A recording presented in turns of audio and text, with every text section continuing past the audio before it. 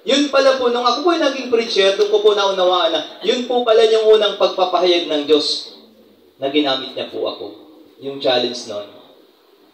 At nung nga po, nung yung po ay inilibing, mga kapatid, bago po inilibing, doon po namin yung inawit yung tuyo. There is time forever in your mighty hand, living with your promise written on my heart. Mga kapatid, sa puntong yung anak namin ay inililibing, nagawa po namin mag-choir.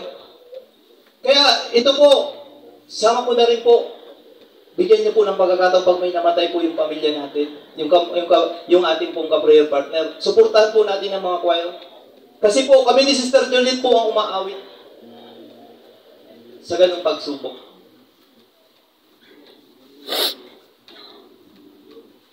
Nilibing po siya ng February 2. 9 days, after ng ikasyam, bumahi po kami ng daet, lungkot na lungkot po kami.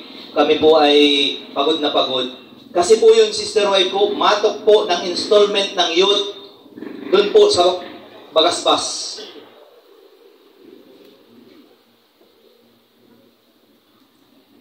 At doon po mga kapatid, sa pagtok ng madaling araw niya, doon niya naramdaman na yung cordon ay may humihila at yung kanyang gayad ng palda ay may humihila. Grabe yung pagsamba. Na-bless sila, yung mga tao, sapagkat hindi nila mawari, hindi nila maano bakit merong Sister Juliet na namatayan pero nagpapasaya, nagtutok. Wala pa po ako nung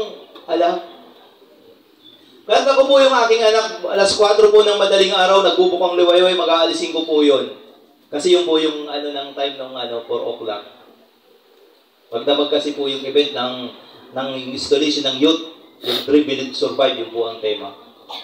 Dumating po mga kapatid na kalong ko po yung aking anak, nakatingin po ako dun sa nagbubukang liwayway na araw. Doon na po ako nagtanong, sabi ko, Lord, ano po ang plano sa akin? An audible voice, tinig na nagsabi, gagawin ka tang manlalakayan ng tao.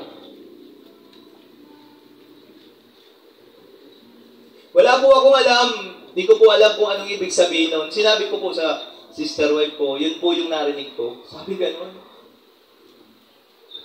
Pininto niya, kung kanino man yata, di ko alam kung kanino, sabi niya, kay Brother Robert yata, hindi ako nagkakamali, Brother Robert na Laporte. Sabi niya gano'n, magsipagsilinin mo sa preaching course. Kaya po mga kapatid, matapos po ng 3 araw, February 5, Lunes po yan, 2011, nag-sit-in po ako sa discipleship ng mga preacher. At sa biyaya ng Panginoon, sa matapos sa 3 araw, February 5, nag-start po ako, matapos po ang 3 buwan, ako po ay nagkaroon ng pagkakataong magkaroon ng mission order. Binigyan po ako ng head ng mission order. May 15, 2011. Ang una ko pong outreach ay 2016. Doon po sa Baay Prayer Group. Doon po may choir pa po akong kasama, kaya doon lang po ako naka-inside sa hindi ko po alam. So, Lord, kayo po ang bahala. Ilan lang naman po yung mga nasa baay noon. Madaling bilangin kapag tinignan mo. Kaya lang po mga kapatid, pinaalalayan ako kay Brother Buddy, nung aming head, nung mag-report, sabi niya, si Brother Ted, 15 minutes na tapos. Kung paano nangyari yun, 15 minutes, prayer, word of God, preaching, prayer, healing, 15 minutes tapos. Sabi ni Sir, hindi kanya nagkwento. Ay, pwede ba kasi yung paano? Unang tayo mo po yan. And the second time, sa Peter Somel Magsaysay Prayer Group, May 18 na po yun. Kasama ko po si Brother Gani. Tama ba? Natulog po tayo si Sister Juliet. Doon po sa Magsaysay. Okay po, may choir. Medyo hindi po ako struggle. And the second week, nag-release po ng mission order. Ang outreach ko po, doon po sa Talisay, sa San Jose. Ang akin pong attender doon, si Sister Gaying, si Nanay Iging, at may isa pa. Si Sister Yata.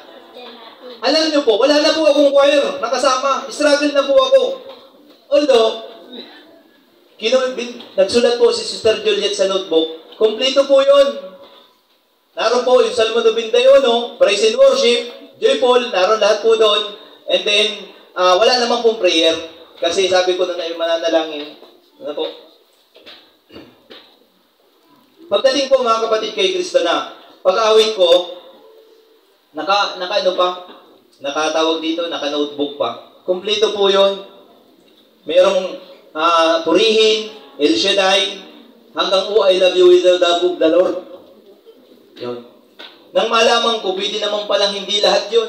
Ay pinagsikapan ko na yan yung 3 kong attender, ganun pa naman yung ano ko, yan po yung karanasan ko. Ako po yung naging isang preacher. At nagkaroon po ng pagkakataon ng 2013. Ako po ay umakyat ng Maynila para mag-training.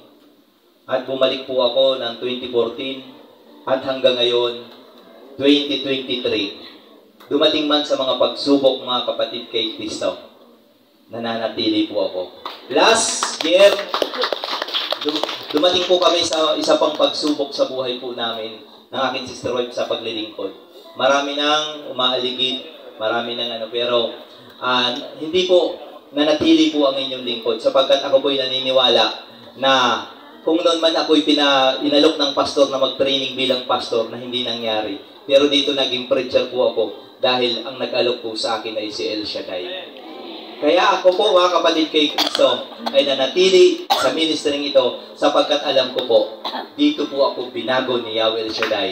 Kaya ako'y nagpapasalamat sa kabutihan ng Diyos sa gawain po ni El Shaddai. Dito po talaga ako nakaranas ng presensya ng Panginoon kung paano siya kumilos sa buhay ko at nagbago sa buhay ko. At hanggang ako po'y may buhay, kung bibigyan ng pagkakataon ng Panginoon, ako'y maglilingkod sa ministering ito.